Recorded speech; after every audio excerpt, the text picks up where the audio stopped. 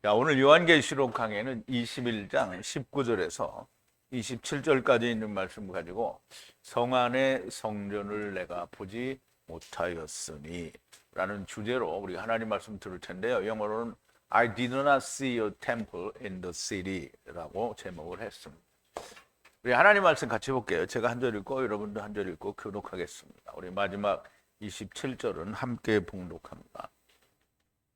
그 성의 성곽의 기초석은 각색 보석으로 꾸몄는데 첫째 기초석은 벽옥이요, 둘째는 남보석이요, 셋째는 옥수요, 넷째는 녹보석이요, 다섯째는 홍마노요, 여섯째는 홍보석이요, 일곱째는 황옥이요, 여덟째는 녹옥이요, 담황옥이요, 열째는 비취옥이요, 열한째는 청옥이요, 열둘째는 자수정이라.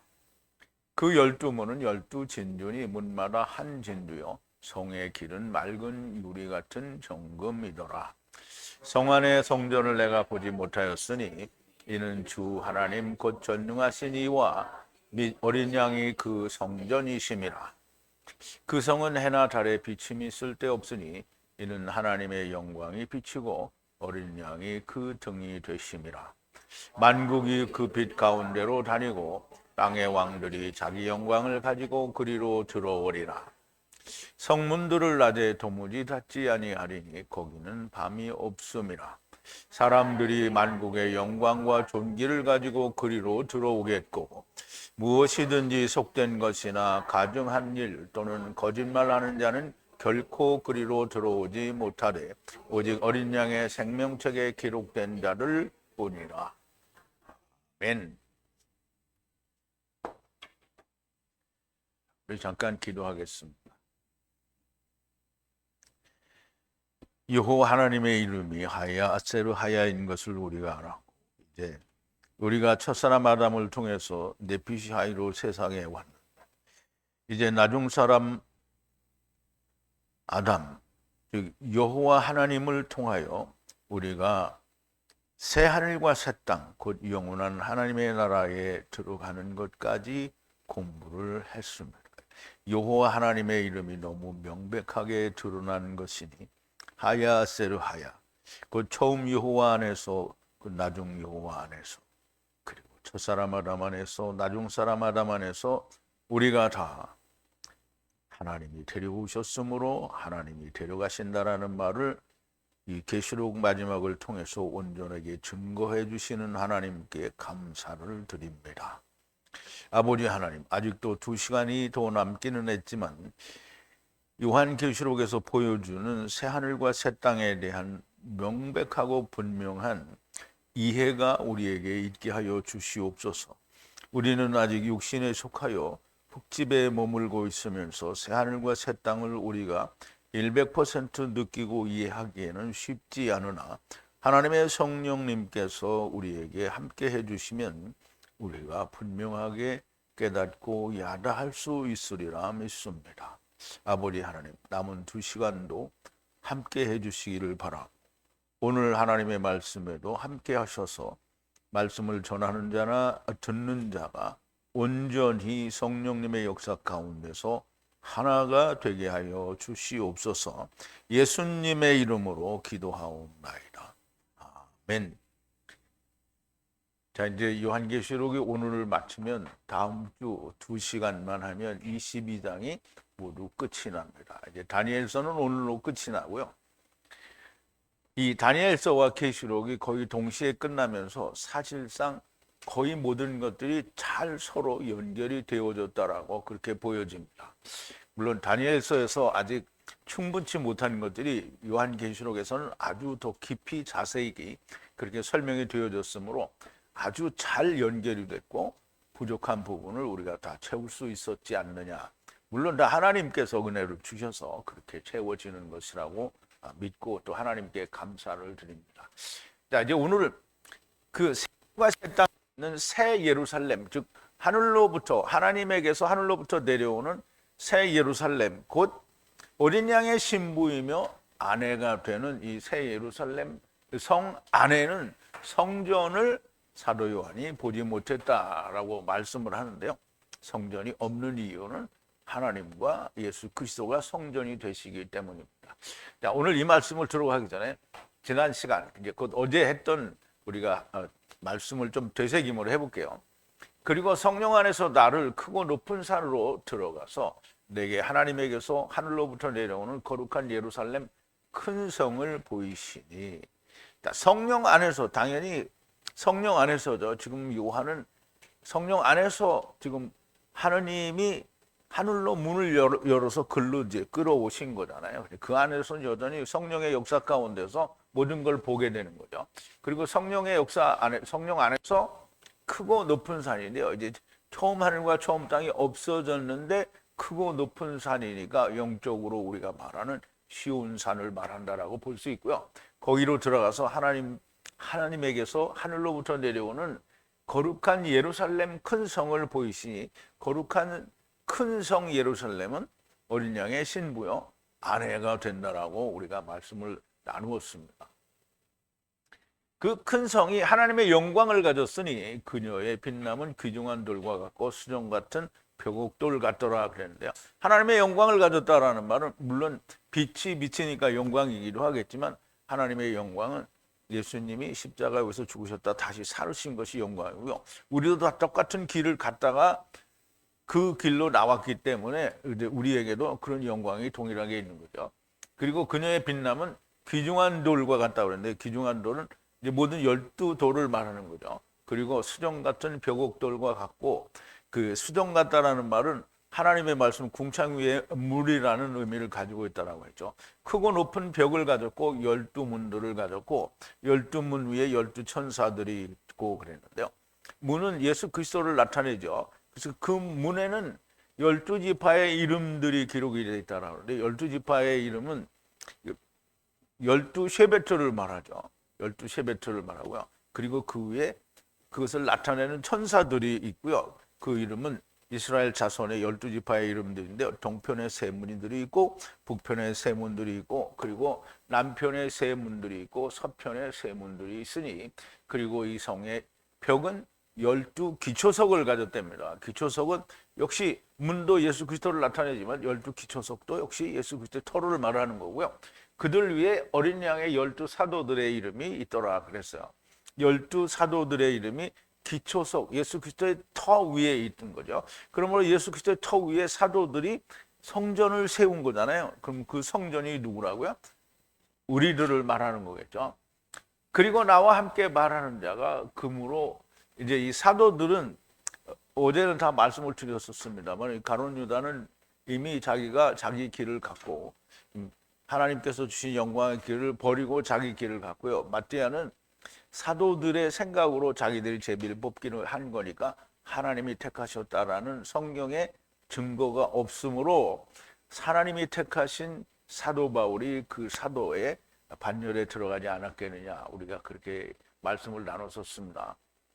그리고 나와 함께 말하는 자가 금으로 만든 측량하는 갈대를 가졌는데, 그것으로 성과 그들의 문들과 그들의 벽들을 측량하려는 것이라. 여기서 갈대라는 말은 이제 측량한다는 말이고요. 우리가 이제 11장에서는 그 이제 아직 환란 때에는 그 이 쉐베트요, 막대기죠. 그럼 쉐베트 지팡이 갈대로 측량을 한다고 하는데, 여기서는 금 갈대니까 하나님의 말씀이 온전하게 성취되어진 이제 그 금 복음으로 이제 측량을 한다는 건데, 옳고 그름을 측량한다는 것이 아니고 그 성의 길이와 넓이가 이에 대한 측량을 하는 건데, 그것은 길이와 넓이가 같고 밑에가 사각형이고 정사각형이죠. 그리고 위로도 높이가 같기 때문에 정육면체라고 우리가 그렇게 말할 수 있는 겁니다. 길이와 넓이가 같은 정사각형으로 놓여 있고, 그리고 그 성을 갈대로 측량하니 위에 12천 스타디온이고 길이와 넓이와 높이가 12천으로 그들이 같다. 이제 똑같은 거예요. 길이와 넓이와 높이가 똑같은 거예요. 그러므로 그 성의 벽을 측량하니 그랬는데요. 12는 우리가 숫자로 계산하면 12,000 스타디온인데요. 그런데 한쪽 벽면이 12천이니까 12는 12지파, 12사도, 이 모든 천하 만민을 이야기하는 것으로 그들에게 천을 준다라는 의미를 우리가 생각해야 된다라고 말씀을 드렸죠. 그리고 그 성의 벽을 측량하니 144규빗이라 천사인 사람을 측량하는 것이라 그랬어요. 그러면 이제 144라는 말은 100은 이루어졌다는 거죠. 어떻게 땅에서 모든 걸 마쳤는데요. 그 땅에서 모든 걸 마친 이 사람들이 다 100을 이룬 자들이라는 말이죠. 그런데 그들은 천사인 사람을 측량하는 거라는 거예요. 그러므로 사도 요한이 보고 있는 이상 속에서 보는 그 이 사람들은 전부 사실상 천사들이어야 한다라는 뜻입니다. 그리고 그 성의 그 벽의 건물은 벽옥이고 성은 정결한 금인데 깨끗한 유리 같더라. 정결한 금이라는 말은 이게 흠이 없는 순결한 그런 금인데요. 금은 은혜에 비해서 복음을 이야기하는 거기 때문에 완전한 복음이 된 말씀을 말하고 깨끗한 유리 같다라는 말은 궁창 물을 이야기한다라고 말씀을 드렸죠. 지금 사도 요한이 보고 있는 그곳은 새 하늘과 새 땅이고요. 앞절에서도 말씀했지만 땅에서는 사람이었던 천사들이 다 그 성의 벽이고 건물들은 벽옥으로 그리고 번역을 되는데요. 제사장의 흉패의 납달리를 위한 돌을 말씀합니다. 납달리라는 말은 이기는 자들이라는 뜻이에요. 라헬이 자기 언니 레아에 비해서 이제 그 자기가 종 빌하를 주고 아들을 얻었어요. 그리고 나서는 납달리라고 맨날 나중에 아들을 얻는데 그게 이제 내가 크게 형을 이겼다 그랬어요. 그래서 이긴 자예요, 이긴 자. 납달리는 이긴 자를 말합니다. 그러면 새하늘과 새 땅에는 하나님이 뭐라 그랬어요? 이기는 자에게 내가 이것을 준다 그랬잖아요. 그럼 새하늘과 새 땅에는 모든 자가 다 가는 거니까 그러면 이기는 자들이 거기에 있다라는 말씀을 하는 건데, 자 오늘 본문 19절인데요. 그리고 그 성의 벽에 기초석들을 모두 귀중한 돌로 장식했으니 그 첫 번째가 벽옥이고 두 번째는 남보석이요 세 번째는 옥수요 네 번째는 석류석이라 그랬어요.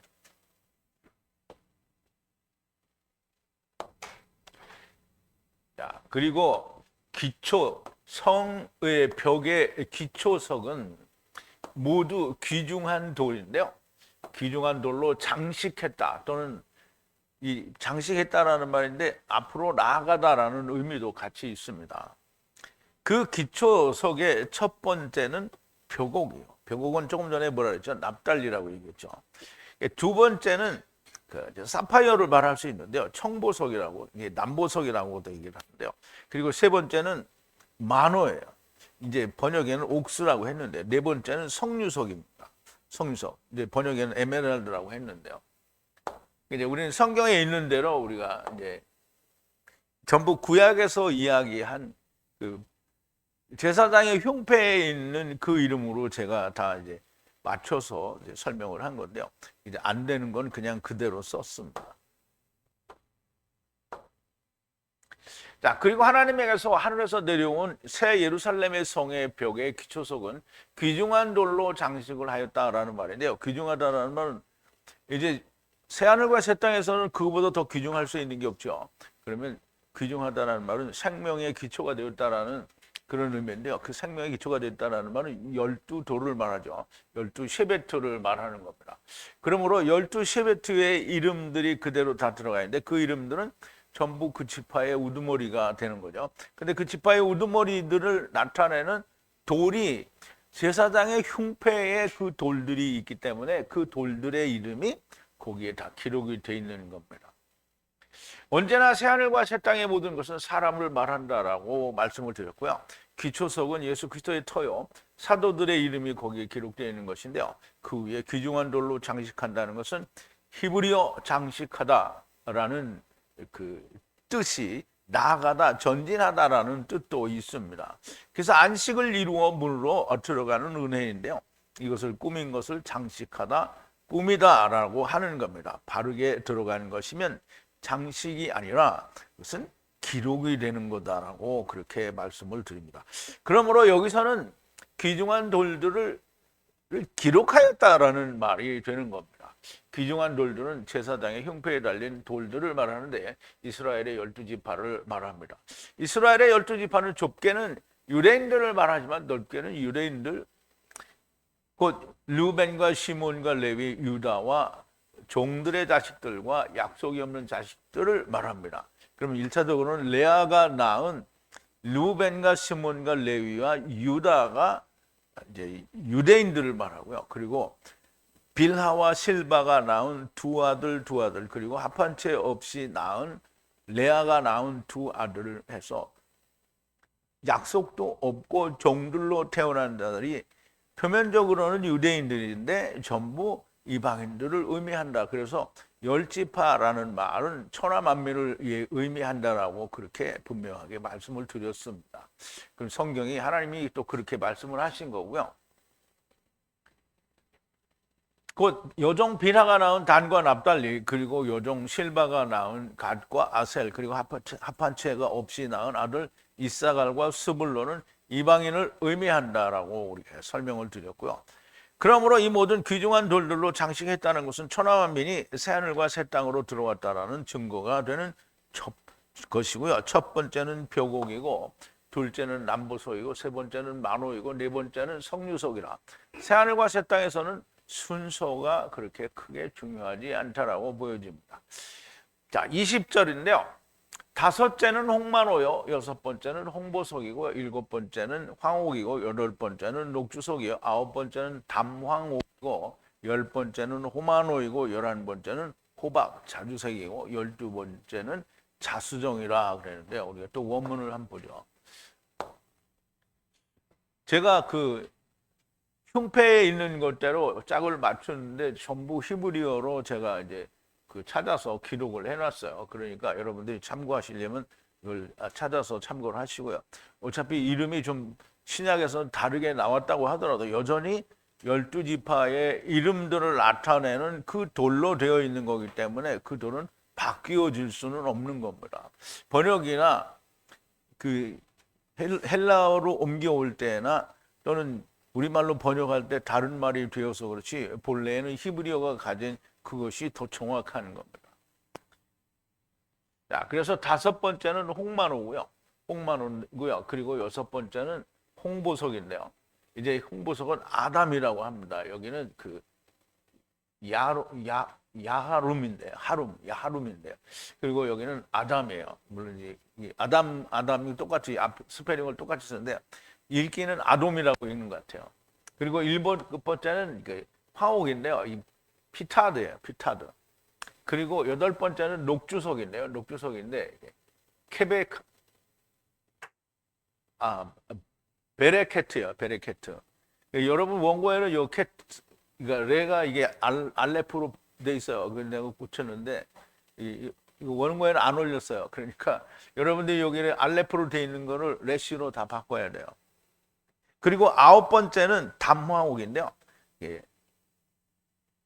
타레시시예요. 타레시시. 담황옥. 그리고 열 번째는 호만호 또는 녹주석이라고 하는데요. 이게 쉐임이에요. 쇼함이라 뭐 그렇게 얘기해요. 11번째는 그 이제 레셈인데 호박이래요. 호박. 우리가 먹는 호박이 아니고요. 그 보석 이름이 호박이에요. 그리고 12번째는 이 자수정이라고 얘기를 하는데요.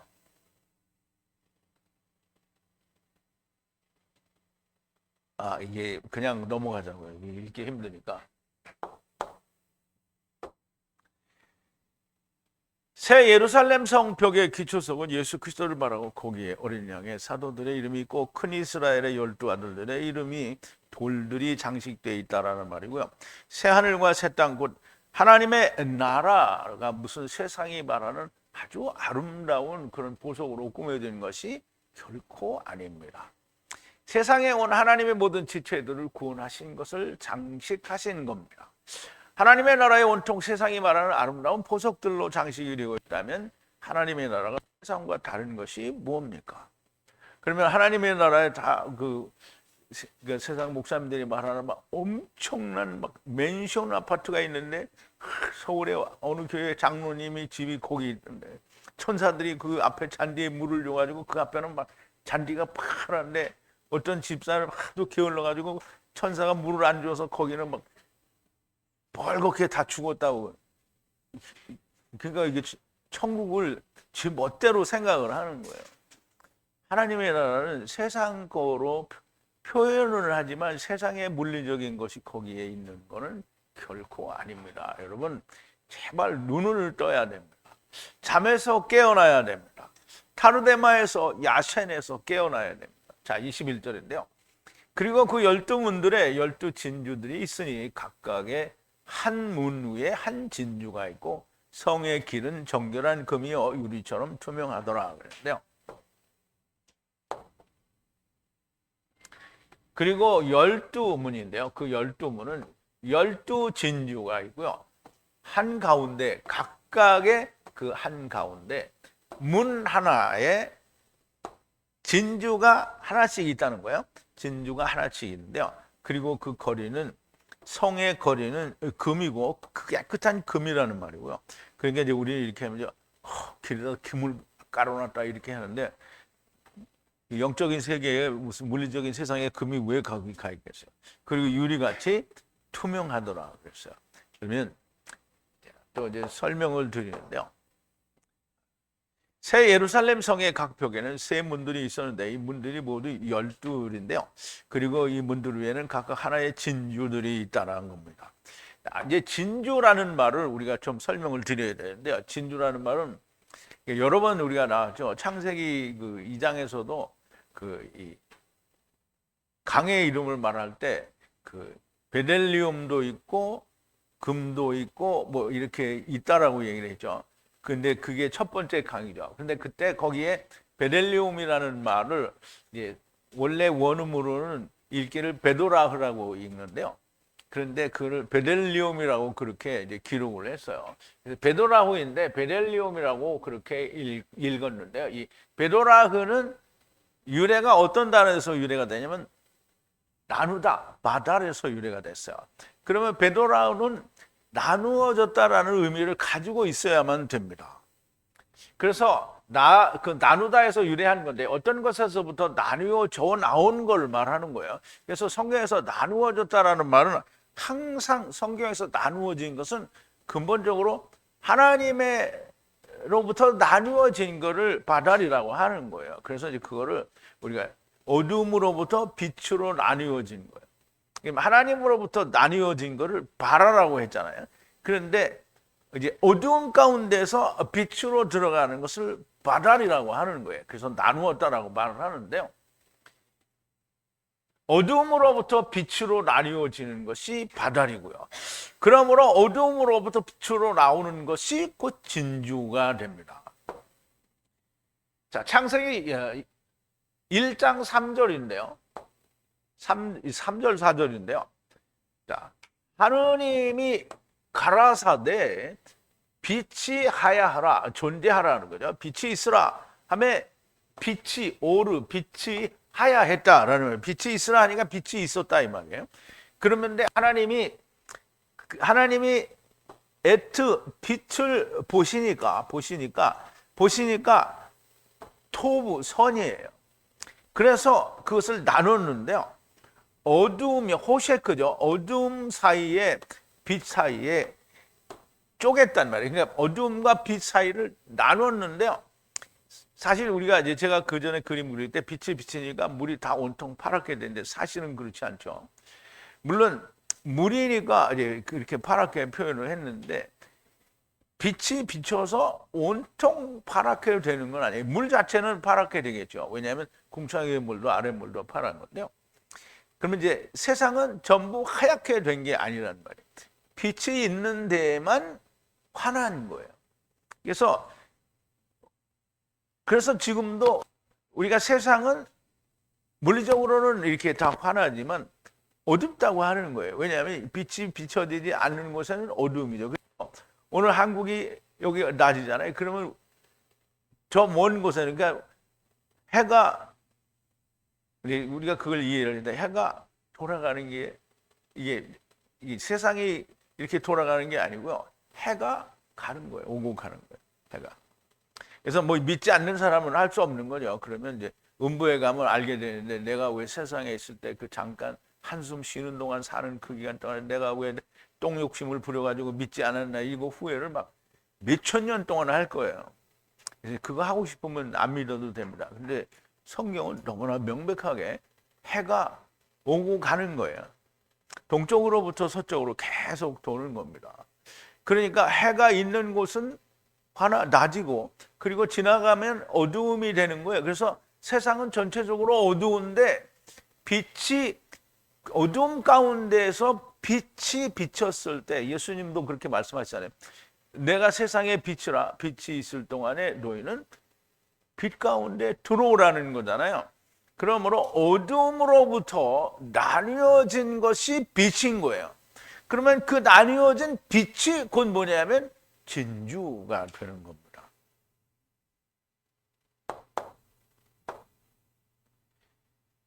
자, 그리고 어두움으로부터 빛으로 나온 것이 복음이고, 그 예수 그리스도 안에 들어온 걸 말하는 거예요. 그냥 그 어두운데, 미국에, 지금은 미국이 어둡잖아요. 어두운 데서 지금 한국에 왔으니까 그럼 내가 복음인 거예요? 내가 예수 안에 들어온 거예요? 아니죠. 어두움 가운데 빛이 비쳤잖아요. 그럼 예수님이 비쳤다라는 거잖아요. 그럼 예수 안에 들어오는 게 곧 빛이 되는 겁니다. 그게 교회가 되는 거예요. 자, 그러므로 우리가 율법으로부터 그리스도에게로 들어오는 것이 곧 진주다라는 말을 우리가 만나에서 우리가 찾아볼 수 있는데요. 자, 민수기 11장 7절에 이게 만나에 대해서 얘기하는데요. 만나는 고수풀의 씨다 그랬는데요. 고수풀이라는 말은 우리가 이야기할 때, 그러니까 이제 율법이 뭐예요? 그 히브리어에서 율법을 그러니까 뭐라고 표현해? 에세브라고 표현하죠. 에세브는 뭐죠? 풀이에요. 그러면 고수풀이라는 말이 뭐냐면 고드예요. 고드. 그러면 고드는 율법의 문이잖아요. 율법의 문으로 들어갈 수 있는 그 씨가 만나예요. 그럼 이제 만나는 누구를 얘기하는 거죠? 여호와의 입으로부터 나오는 말씀을 이야기하려고 만나를 준 거예요. 그러면 여호와의 입으로부터 나오는 말씀의 실체가 누구예요? 예수 그리스도를 말하는 거죠. 그럼 예수 그리스도를 말하니까 후의 눈이고, 그리고 그 눈에는 베델리움이 되는 거예요. 베델리움은 뭐라고 그러죠? 진주. 예수 그리스도 안에 들어갔으니까 뭐죠? 교회. 그래서 에클레시아죠. 세상으로부터 예수 그리스도 안에 문으로 들어갔어요. 그러니까 그게 교회가 되는 겁니다.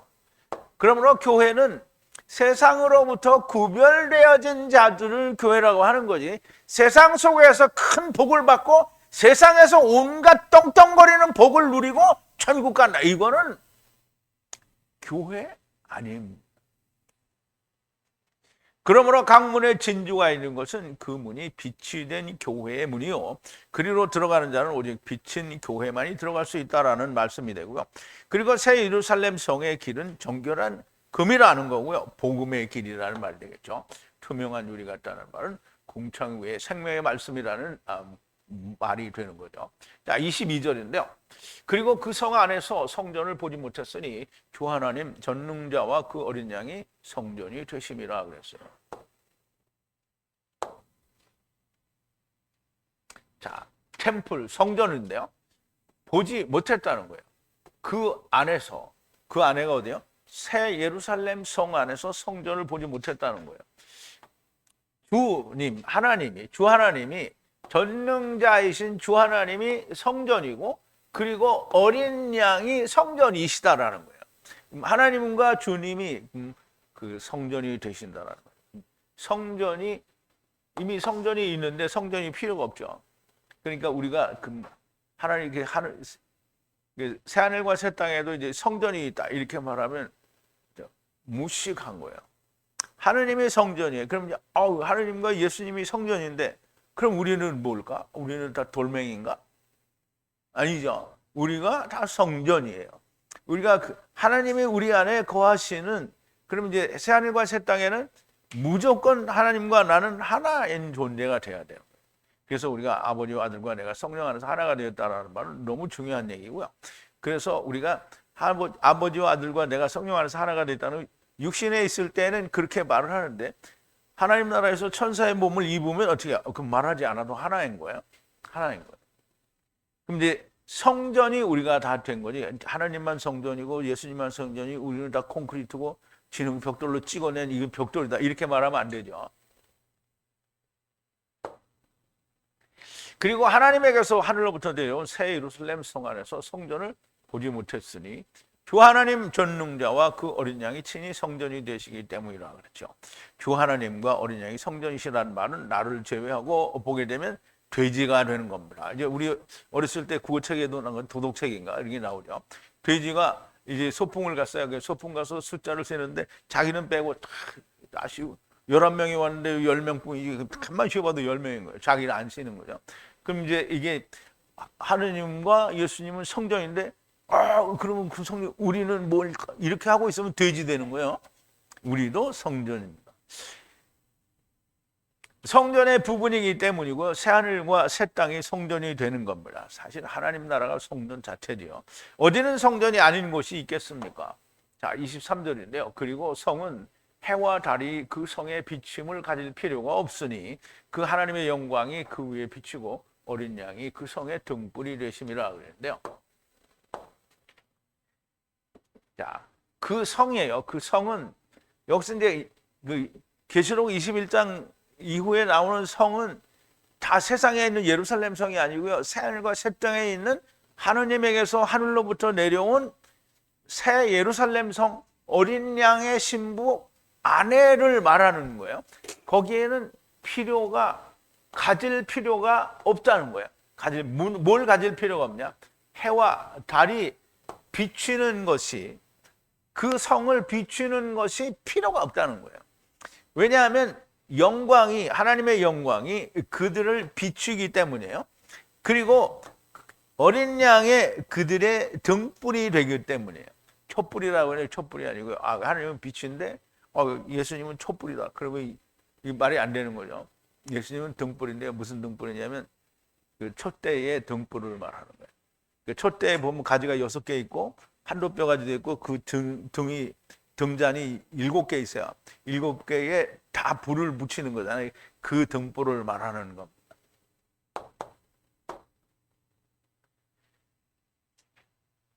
자, 그리고 어린 양의 신부이며 아내인 새 예루살렘 성은 해나 달이 그 성에 비추는 것이 필요하지 않아요. 그럼 해와 달이 비친다라는 이 말은 다르게 말하면 무슨 말이 되는 거예요? 물질 세상인데 그러면 해와 달이 물질 세상에서는 뭐예요? 율법이죠. 해와 달과 별은 율법이에요. 그러면 그게 있으면 새하늘과 새 땅에는 그게 있으면 안 되는 거예요. 그러니까 그게 필요가 없다는 거예요. 왜냐하면 모든 게 이루어졌으니까 하느님과 주님이 모든 것에 빛이 되는 거예요. 그리고 어린 양, 하나님은 빛이시고 그리고 어린 양이 성의 등불이라 그랬는데요. 이게 고쳤나? 안 고쳤나? 리스코스인데 이게 뭔가 고친 것 같기도 한데 여기가 아닌가? 근데 이제 등불이 되는 건데요. 그 등불은 그러니까 니르를 말해요. 니르나 네르인데요. 이 니르는 일곱 촛대의 가지 끝에 붙어 있는 등잔불을 말하는 거예요. 이 등불은 촛대의 7가지 끝에 있는 등잔불을 말하는데 우리가 그림으로 한번 보죠. 이제 그림을 너무 조그맣게 해놨는데 이제 원문을 좀 봐야 되니까. 이제 이 가운데가 환도뼈 줄기고요. 그리고 이쪽으로 3개, 그리고 이쪽으로 3개. 처음에 3개, 나중에 3개를 말하죠. 근데 여기에 각각 다 등잔이 있어요. 등잔이 있고 여기다 이제 불을 붙이는 거죠. 7개 불을 붙이는 거예요. 7개 불을 붙이는데 이것을 등불, 즉 예수 그리스도의 불이다라고 얘기를 하는 거예요. 자, 이제 출애굽기 25장 31절에 보면 너는 정금으로 등대를 쳐서 만들되 밑판과 줄기와 잔과 꽃받침과 꽃을 한 덩이로 연하게 하고 가지 6을 등대 곁에서 나오게 해야 돼. 3가지는 이 편으로, 3가지는 저 편으로 나오게 하며 이 편 가지에 살구꽃 형상의 잔셋과 꽃받침과 꽃이 있게 하고 저 편 가지에도 살구꽃 형상의 잔셋과 꽃받침이 있게 하여 등대에서 나온 6가지들을 갖게 할 것이며 등대 줄기에는 살구꽃 형상의 잔렛과 꽃받침과 꽃이 있게 하고 등대에서 나온 6가지를 위하여 꽃받침이 있게 하되 2가지 아래 한 꽃받침이 있어 줄기와 연하게 하며 또 2가지 아래 한 꽃받침이 있어 줄기와 연하게 하며 또 2가지 아래 한 꽃받침이 있어 줄기와 연하게 하고 그 꽃받침과 가지를 줄기와 연하게 하여 전부를 정금으로 쳐서 만들고 등잔 7을 만들어 그 위에 두어 앞을 비추게 하며 이 등잔이 이제 말하자면 닐인데요. 그 새하늘과 새 땅에서 주님이 이 등불이 된다는. 자, 24절인데요. 그리고 천하만민이 그 빛에 의해서 걸으며 땅의 왕들이 그들의 영광과 천하만민이 그것과 연합하여 들어오리라 그랬는데요.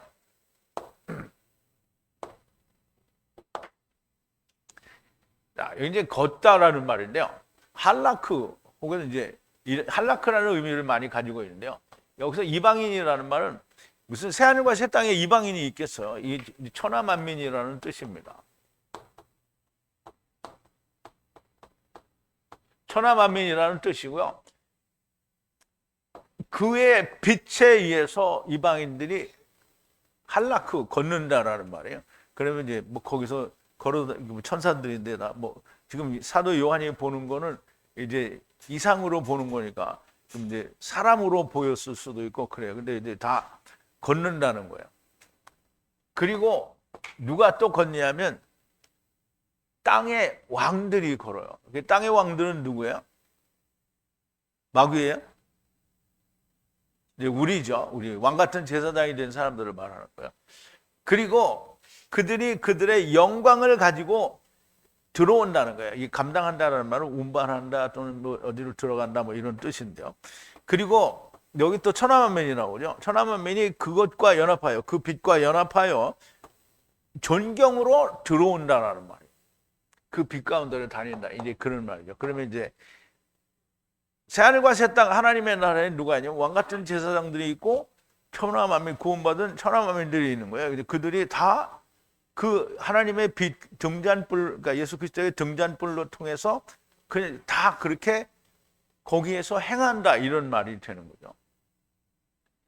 새 예루살렘 성은 주 하나님과 어린 양이 빛과 등불이 되시니 천하만민이 다 그 빛에 의해서 할라크할 것이며 땅의 왕들, 왕 같은 제사장들이 된 사람들을 말하고요. 그들의 영광과 천하만민이 그 빛으로 연합하여 존경으로 들어오게 될 겁니다. 이 존경은 하나님께서 세상에 인간들에게 받았던 그런 존경입니다. 그러면 존위 또는 존엄 뭐 이런 걸 얘기할 수 있겠죠.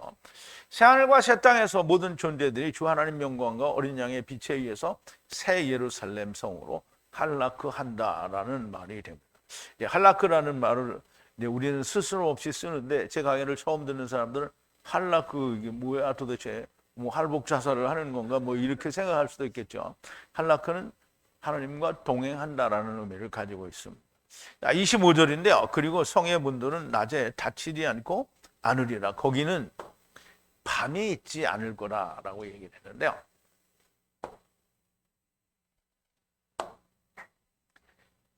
자, 그리고 그 문들은 그 성의 문들은 않고 않으리라.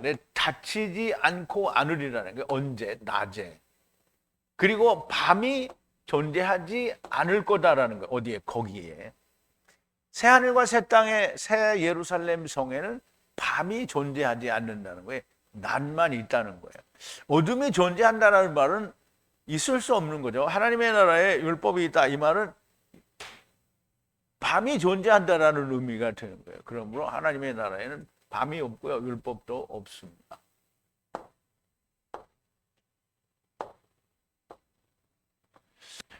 자, 새하늘과 새 땅에서는 주 하나님과 어린 양이 친히 빛이 되시니 어둠이 존재하지 않고 밤이 존재할 수가 없는 건데요. 아, 여기를 고쳤구나. 여기가 이게 N인데요. 닉스라고 했는데 여러분들은 그 O를 썼어요. 그래서 여러분들 거는 원고에는 이제 안 고쳤으니까 여러분들이 지금 고쳐야 됩니다. 여러분 원고에. 그래서 밤은 헬라어로는 닉스예요. 닉스. 그런데 히브리어로는 그걸 라일이라고 해요. 그래서 라일은 어디에서 왔는지 우리가 그걸 좀 알아야 됩니다. 라일을 번역하는데 라일, 밤은 어두움을 말해요. 이제 어둠 자체가 밤인 거예요. 그러니까 호셰크 자체가 밤이에요. 그래서 세상은 호셰크인데, 그래서 예수님이 오셨을 때만 그 비춰진 그 빛만이 그 빛이 되는 거예요. 근데 이제 물리적인 빛은 세상에 있으니까 이제 물리적인 빛도 있는 그 지역만 낮인 거예요. 그 외에는 다 밤입니다. 자, 이제 창세기 1장에 보면 1절인데요. 태초에 하나님이 천지를 발화하시니라. 땅이 혼돈하고 공허하며 흑암이 깊음에 있고 하나님의 신은 수면에 운행하시니라. 하나님이 가라사대 빛이 있으라 하시며 빛이 있었고. 그러면 이 빛이 온 세상을 다 비친 건 아니에요. 빛이 비치는, 해가 비치는 그곳만 빛이 있는 거예요. 그 빛이 하나님이 보시기에 좋았더라. 하나님이 빛과 어두움을 나누사. 여기서 나눈다라는 말은 바다리라고 했죠. 어두움으로부터 빛을 나눈 거를 말하는 거예요. 빛을 낮이라 칭하시고 어두움을 밤이라 칭하시니라. 그러면 이제 보세요. 빛이 낮이고 그리고 어두움을 밤이라 쓰면 밤과 어두움은 같은 거예요, 다른 거예요? 같은 거예요. 저녁이 되면 아침이 되니. 그럼 여기 저녁은 다른 말이에요. 저녁은 이제 밤이 되어가고 있다라는 뜻이고요. 아침이 되니 이는 첫째 날이니라 그랬는데요. 우리 다른 데는 말고 이제 마지막 5절을 우리가 볼게요. 하나님께서 빛을 낮이라 부르시고요. 그리고 어둠 호셰크를 밤 라일이라고 불렀어요. 그럼 호셰크가 라일이지? 라일은 호셰크하고 다르다. 이렇게 말을 할 수가 없는 거예요. 그리고 저녁 에레브죠. 에레브가 이제 오고 그리고 또 아침이 왔어요. 그러니까 첫째 날이다 이렇게 했어요. 그러면 어두움 호셰크, 헬라어로는 스코터스인데요. 그 같은 말이에요. 호셰크라는 말이에요. 그러면 조포스라는 말도 있는데요. 조폭이 아니고요. 조포스예요. 조포스. 조포스는 똑같은 어두움이에요. 다른 말로 표현이 된 건데요. 호셰크는 어두움이고요. 그게 세상이고 그 자체가 하나님과 분리된 하나님을 떠난 상태를 호셰크라고 하는 거예요. 그러니까 이제 사람들이 이거 제가 하는 말이 이해가 된 사람은 이게 들리는 거예요. 하나님 말씀이 들리는 거예요. 이해가 됐어요. 하나님 말씀이 들리는 거예요. 그런데 하나님 말씀이 들렸는데 맞아, 아멘 이렇게 하고 가만히 있으면 어떻게 하는 거예요? 이제 그게 잘하는 일이 아닌 거예요. 자, 이제 보세요. 어두움 호셰크는 하나님 나라를 떠난 상태를 말해요. 그러므로 세상은 하나님의 나라로부터 분리된 것을 말하는 겁니다. 새하늘과 새 땅은 하나님의 나라이므로 밤, 곧 어두움이 있으면 결코 안 되는 거예요. 어두움은 존재하지 않습니다. 자, 26절인데요. 그리고 그 빛과 연합한 천하 만민들이 영광과 존귀로 들어올 것이라 그랬어요. 이건 이제 앞에서 한번 설명이 된 걸 다시 한번 말씀하시는데요. 자, 왕 같은 제사장들이, 땅의 왕들이 그 영광을 가지고 들어온다고 했는데 여기는 땅의 왕들은 들어가지 않고요. 그냥 이방인들이에요.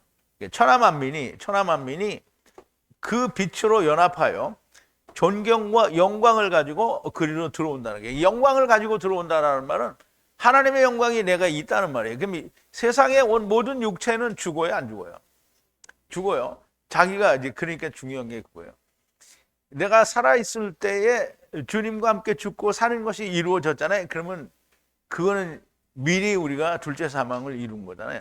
그런데 어쩔 수 없이 그냥 육신이 생명이 다 했어요. 70, 80, 90, 100세, 120세, 그보다 더 많이 사는 사람들도 있지만 하여간 그렇게 죽었어요. 그럼 육신을 어차피 죽는 거잖아요. 그럼 죽으면 그 안에 뭐가 나와요? 영이 나오죠. 영이 나오면 어디로 간다고요? 음부로 가죠. 음부로 가서 언제까지 기다려요? 이게 노아시대 때 사람은 행복한 사람들이에요. 왜냐하면 주님이 부활하실 때 그때 갔거든요. 근데 거기 못 간 사람들은 어떻게 된 거예요? 주님이 다시 오실 때까지 기다려요. 공중 재림도 아니고요. 땅에 재림하실 때까지, 백보자 심판 때까지 기다려야 돼요. 그나마 다행인 것은 백보자 심판 때에 30은 먼저예요. 그러니까 음부에 있던 사람들이 먼저고요. 그 다음에 땅에서 삼킴을 당하는 사람들은 45예요. 그러니까 그건 나중인 거예요. 그러니까 보세요.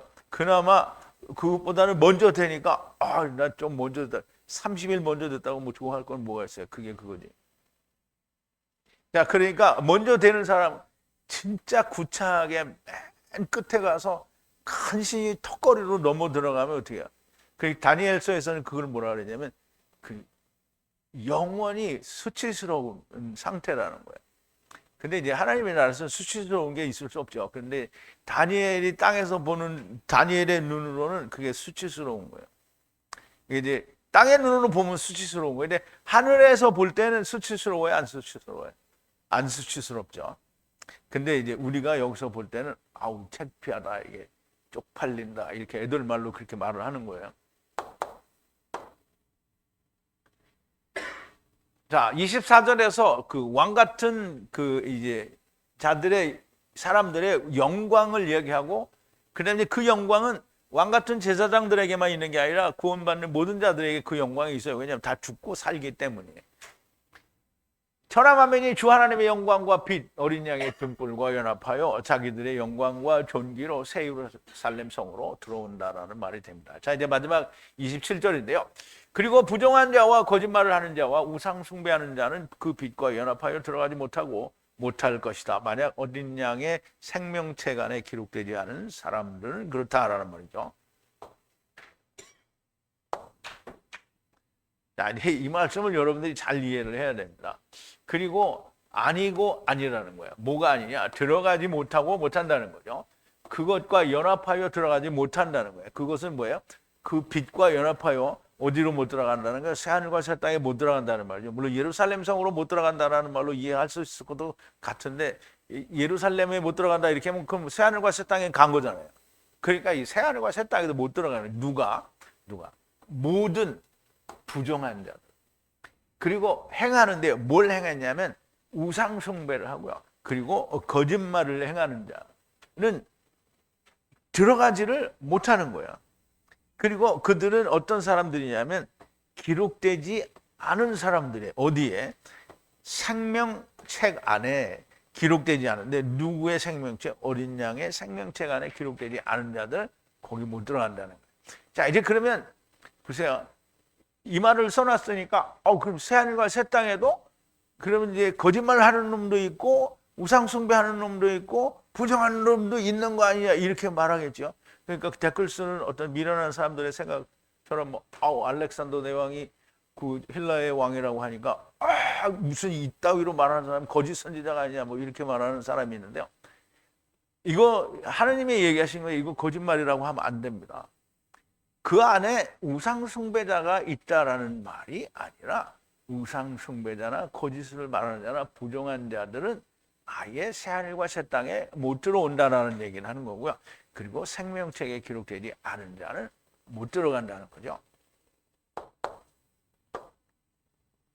자, 부정한 자, 우상 숭배하는 자, 거짓말하는 자들은 그 주 하나님의 영광의 빛과 어린 양의 등불과 연합하여 들어갈 수 없을 것이라는 말씀인데요. 새 예루살렘에 들어갈 수 없다라는 말씀인 것 같아 보이지만 새하늘과 새 땅에 들어갈 수 없다라는 말씀이고요. 그들은 어린 양의 생명책에 기록되지 못한 자들이라는 거예요. 그러면 이제 새하늘과 새 땅은 모든 게 다 끝난 다음에 들어가는 건데 왜 이런 말씀을 하냐? 그럼 이제 보세요. 이 성경에 언제 기록됐죠? 이 계시록이 언제 기록이 되냐고. 주 한 100여 년 전 때 그 기록이 된 거잖아요. 그러면 지금부터 언제예요? 1900 몇십 년 전이란 말이에요. 1900년 몇십 년 전이란 말이에요. 그럼 그 안에 있는 세상에 오고 가는 많은 사람들이잖아요.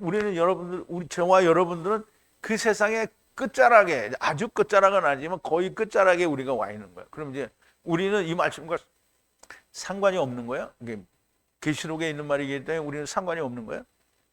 우리 상관이 있어요. 그러니까 지금 새하늘과 새 땅이 이런데 거기에 들어가려면 너 지금 여기 살고 있는 인간들아, 70년, 80년밖에 안 사는 인간들아, 너네들이 살고 있을 이 동안에 지금 새하늘과 새 땅에 들어가는 그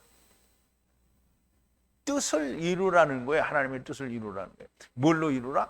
3번의 화를 보여줬지요. 7 대접을 보여줬지요. 2번째를 다 보여줬어요. 이거 3번이나 보여줬는데 이거 보면서 내가 살고 있는 지금 내가 과연 새하늘과 새 땅에 부합한 존재인가를 심각하게 아주 신중하게 생각해 봐야 된다는 거예요. 예, 우리가 이게 생각하면 하나님 말씀을 들었어요.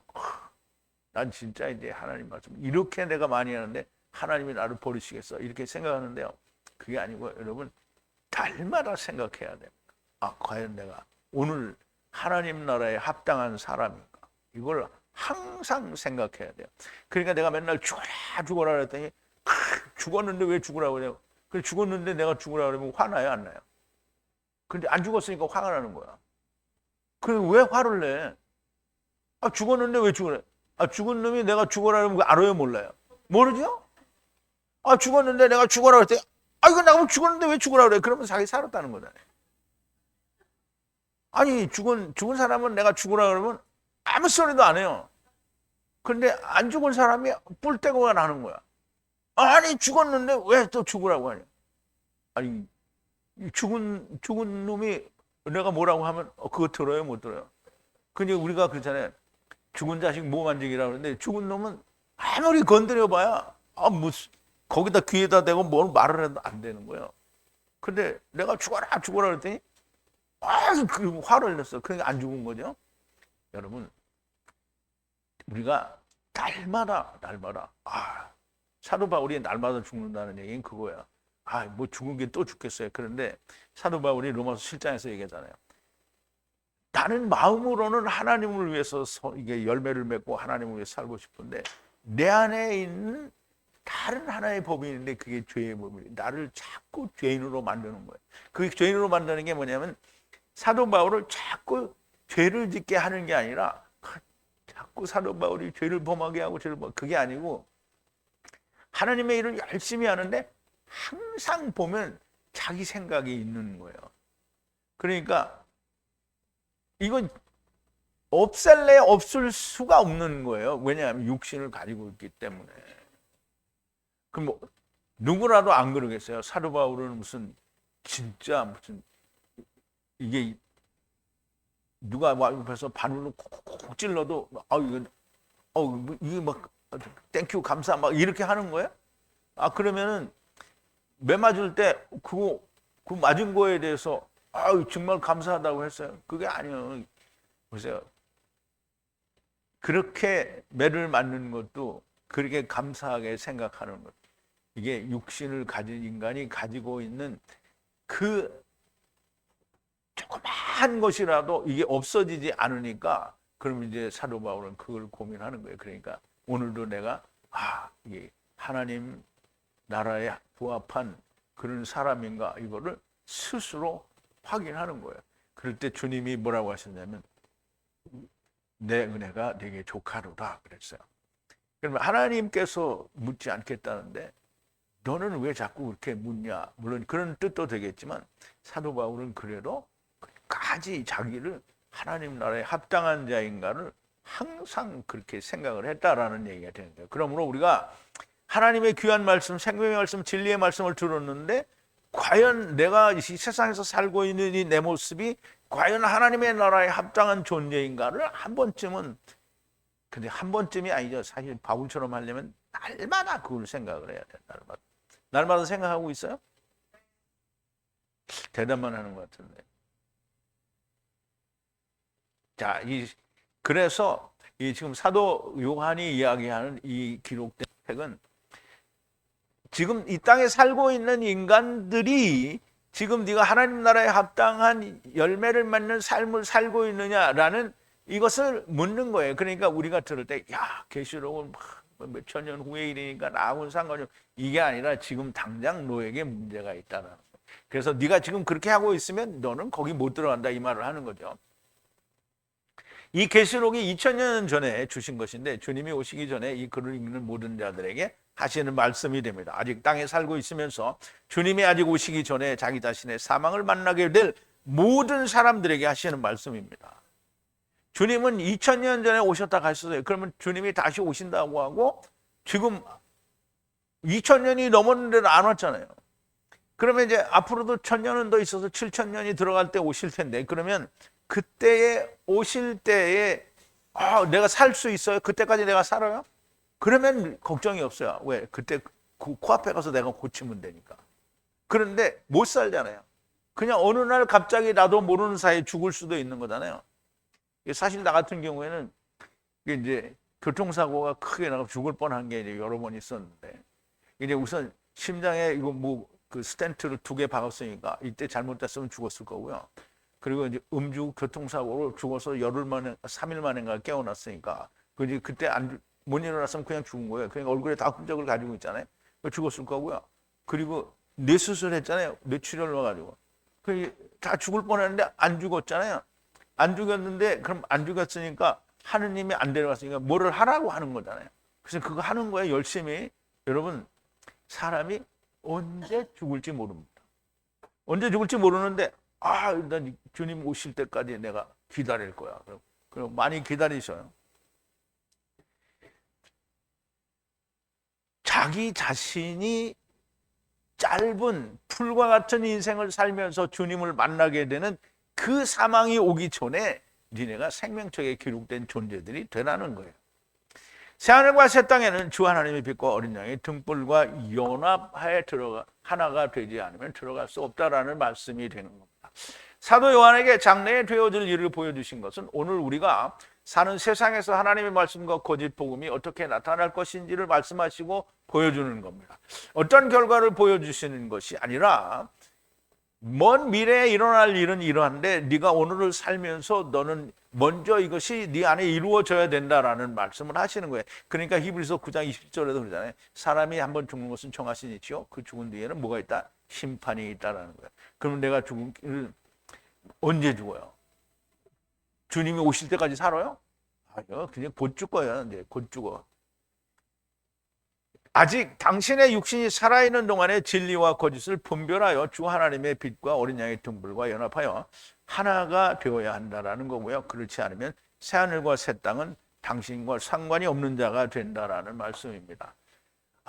뭐 어차피 둘째 사망에서 삼키시지 않느냐. 성경은 그런 사람들을 위해서 기록된 게 아닙니다. 왕 같은 제사장들이 될 사람을 위해 기록하신 거예요. 우리 모든 사람이 그러면 4대 만에 우리가 다 삼켜지니까 그러면 뭐 어차피 천국 가는 건데 그냥 아무렇게나 살다가, 그러면 성경은 그런 사람들을 위해서 기록한 게 아닌 거예요. 그래 너는 그렇게 살다가 그냥 가. 언제까지? 주님이 다시 오실 때까지 그렇게 가서 음부에 처박혀 있으라는 거예요. 음부에 있어도 내가 데리러 갈 테니까 거기 처박혀 있으라는 거예요. 자, 모두 이런 사람, 왕 같은 제사장들이 되라고 기록한 것이고요. 제발 깨어나시기를 바라고요. 오늘도 이 예언의 말씀을 읽는 자와 듣는 자들과 그 가운데 기록한 것을 지키는 자들이 복이 있나니 때가 가까움이라고 하신 말씀이 마지막에 일부를 말씀드리면서 지금 계시록에 처음 이야기할 때 이렇게 말씀하셨어요. 이 예언의 말씀을 읽는 자와 듣는 자와 그 가운데 기록한 것을 지키는 자들이 복이 있다. 그럼 이제 보세요. 읽고 듣고 그래서 지켜야 복이 있는 거지. 읽기만 하고 듣기만 하고 지키지 않으면 복이 나중에 있게 되는 거죠. 둘째 사망에서 있게 돼요. 자, 제발 오늘도 하나님의 성령님께서 교회들에게 무슨 말씀을 하시는지 들리는 귀를 가진 분들이 많이 나오기를 진심으로 바랍니다. 우리 기도하시겠습니다. 사랑이신, 그래서 그 사랑으로 우리를 데려오셨고 또 그 사랑으로 우리를 데리고 가시는 놀라운 사랑의 긍휼과 자비에 우리 아버지 하나님 앞에 감사와 찬송과 영광을 돌립니다.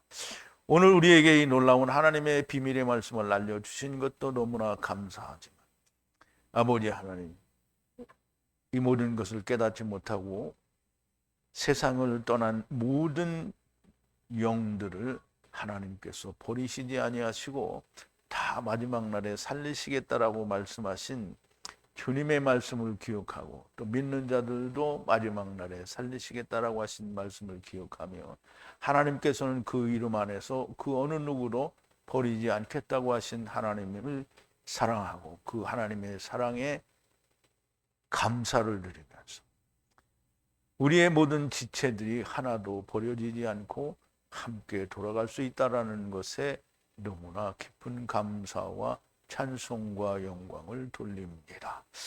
그러나 아직 세상이 오랜 세월이 남았으니 그 안에 세상에 오는 자들이 전에 넘어진 자들과 같지 아니하고 그 귀가 열리고 마음이 옥토가 되어서 하나님께서 원하시는 빛이 되고 하나님과 아들과 내가 성령님의 역사에서 온전히 하나가 되는 일들이 그들의 육신 가운데 있을 때에 이루어지는 역사들이 많이 일어나게 하여 주옵소서.